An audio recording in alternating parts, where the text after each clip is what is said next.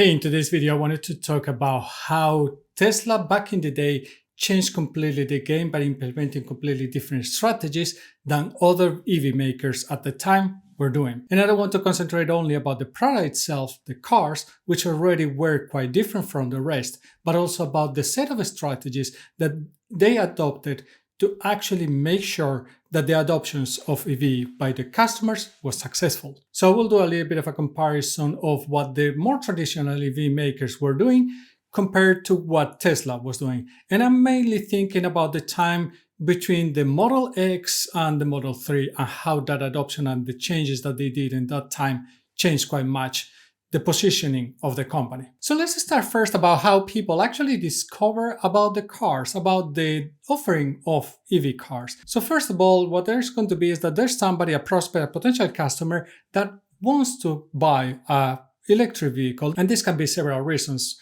The typical ones are going to be either environmental concerns, and for some people it's going to be that they want to save money because they can charge the car at home. And when people start investigating what are the different options, of course, they might have already heard from other people. They might have already heard about Tesla. They might have heard about electric cars. And they might already have some kind of understanding of what they are. And maybe the research doesn't go any further. Other people will try to research more and they will go into different areas like social media and other different articles that are going to be reviewing the cars and try to find information on which ones could be the best options for them. And once you start to look at those reviews, especially if you think about the time of around 2017, where the Tesla Model 3 had not launched yet, I think it launched it by the end of the year, the reviews of other EVs were typically having about the same points. So first of all, the range anxiety was a real thing. It was something that you could read in many places and it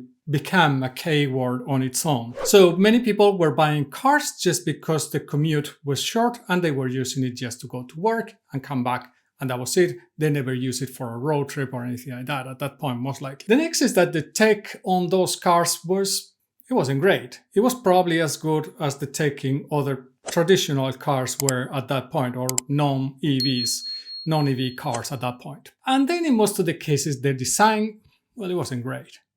Many times it was considered that, well, people that are going to buy these cars are going to be people that are kind of nerdy about the environment or nerdy about saving money, but there are not going to be a lot of people and there's not going to be a mass adoption or mass market out there for adopting EVs. So the design, it was kind of an afterthought for the manufacturers at that point. And here is where the strategies of Tesla to change the game started. First of all, range anxiety. They decided to plan the supercharger network.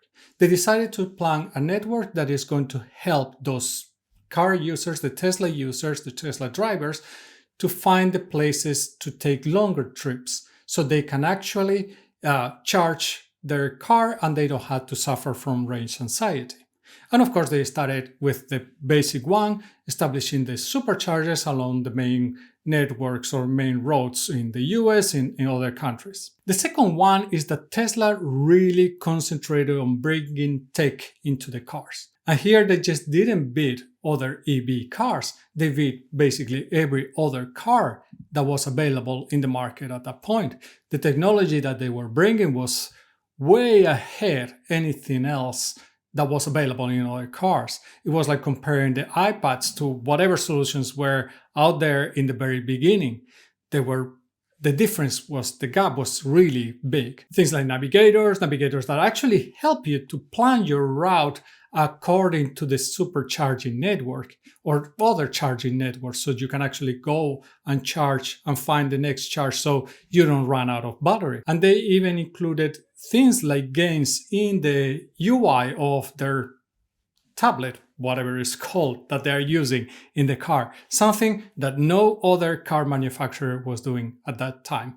This was a huge differentiation. It was a complete unique selling point, both of them, the supercharging network and the tech that was available in those cars. And included in this tech, they started to add much more features for the car to drive on its own. It was not by any means autopilot and it's still in beta phase at this point, but the offering that they had, it was much better than what other automakers had at that point. And on top of this, they also did a design for the cars that was something that people like, that it was completely different from other EVs in the market at that point. The next aspect that people would look at is the value of the car and the price that the car has. And here, in both cases, for the regular EVs and for Teslas, the price was really high. It was really high compared to other car options at that moment.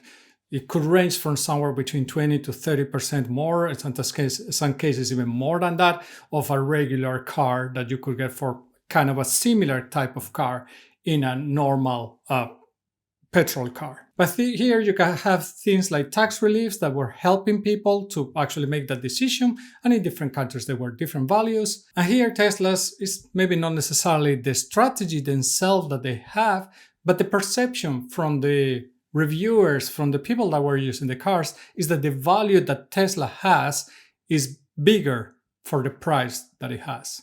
So it was kind of a best value option in general for most of the people, even if it was slightly more expensive than other EVs out there. And when it comes to sales, Tesla did something that nobody was doing earlier at that time. Well, actually two things. First of all, that they introduced online sales. You could purchase the car in a website, like you can purchase many things in Amazon nowadays.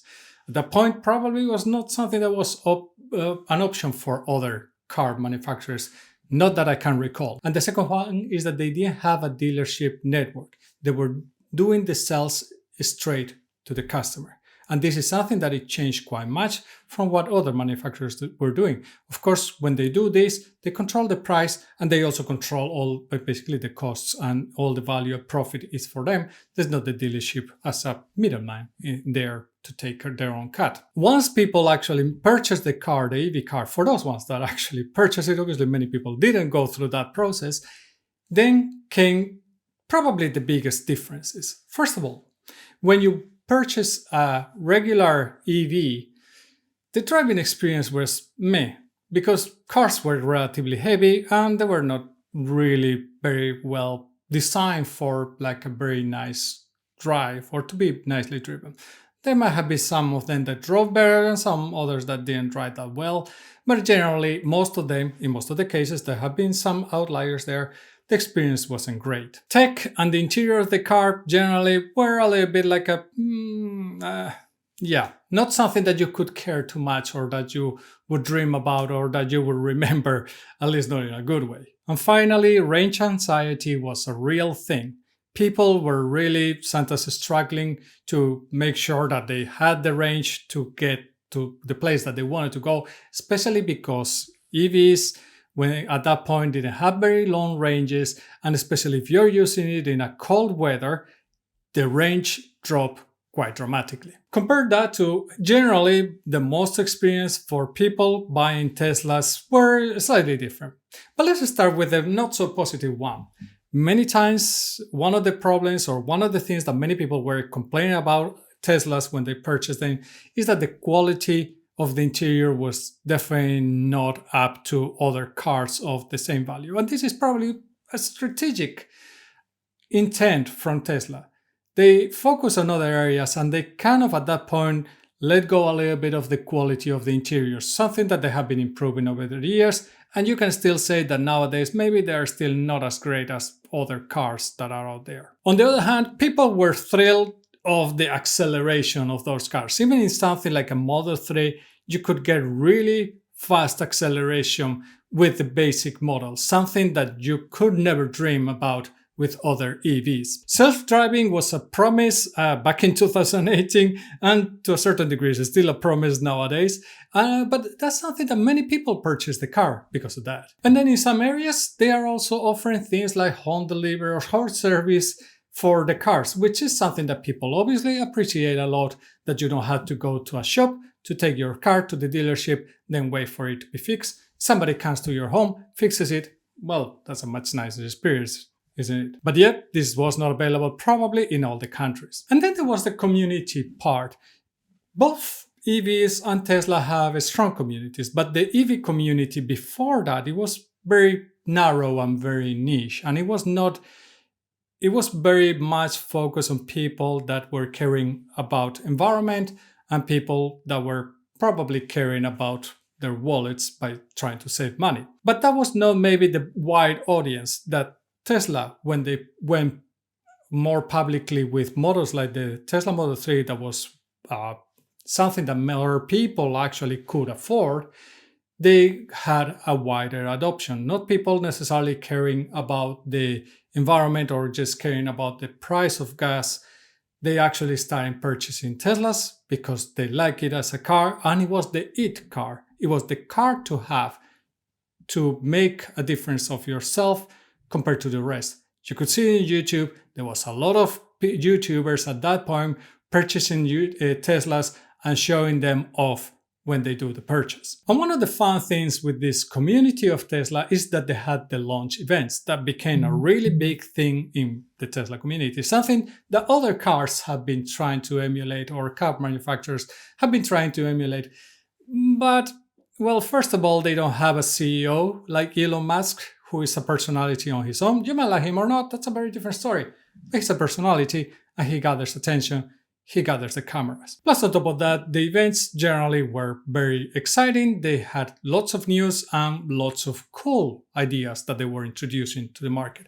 Completely different from what other automakers were introducing. And even when they really did something like break the windows of a car unintentionally in the event or the launch event, that was something that got them a lot of attention, and actually something that could have backfired and probably be a problem, a PR problem for another company.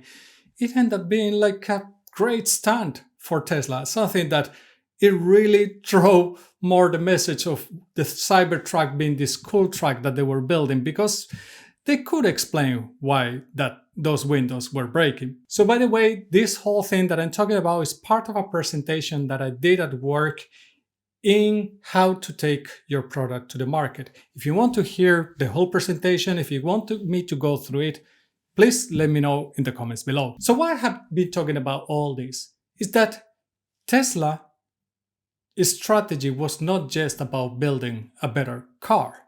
It was not just about building a better electric or EV car compared to what was out there offered in that moment. It was about how people could adopt successfully that EV car and make it also differentiated from the offering, not just of other EV cars, but from any other car out there.